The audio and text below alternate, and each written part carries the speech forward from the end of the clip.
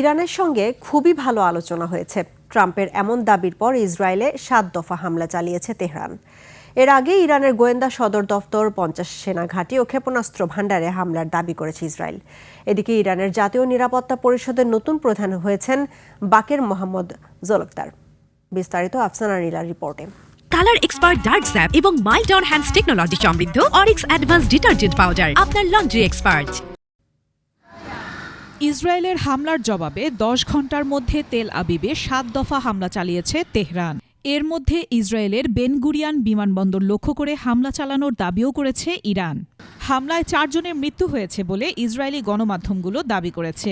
দেশটি জানিয়েছে যুদ্ধ শুরুর পর এ পর্যন্ত 4,829 জন আহত হন। এছাড়া ইরানের ক্ষেপণাস্ত্র উপসাগরীয় দেশগুলোকে লক্ষ্য করে রাতভর হামলা চালিয়েছে। যুক্তরাষ্ট্রের যুদ্ধবিমান ভূপাতিত করার দাবিও করেছে তেহরান। এর আগে ইরানের গোয়েন্দা সদর দফতরে হামলার দাবি করে ইসরায়েল। শুধু তাই নয়, প্রতিরক্ষা ব্যবস্থার সঙ্গে যুক্ত 50টি গুরুত্বপূর্ণ জায়গাকেও নিশানা করা হয়েছে বলে জানায় তেল আবিব। এদিকে ইরানে হামলা চালিয়ে যেতে ট্রাম্পকে চাপ দিচ্ছেন সৌদি যুবরাজ, এমনি সংবাদ প্রকাশ করেছে নিউ ইয়র্ক টাইমস। যুক্তরাষ্ট্র ও ইসরায়েল চোরাবালিতে আটকে পড়েছে বলে মন্তব্য করেছেন ইরানের পার্লামেন্টের স্পিকার মোহাম্মদ বাঘের কালিবাফ।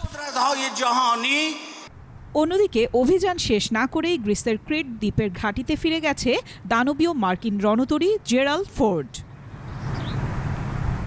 আফসানা নীলা, ডেস্ক রিপোর্ট, 21 টেলিভিশন।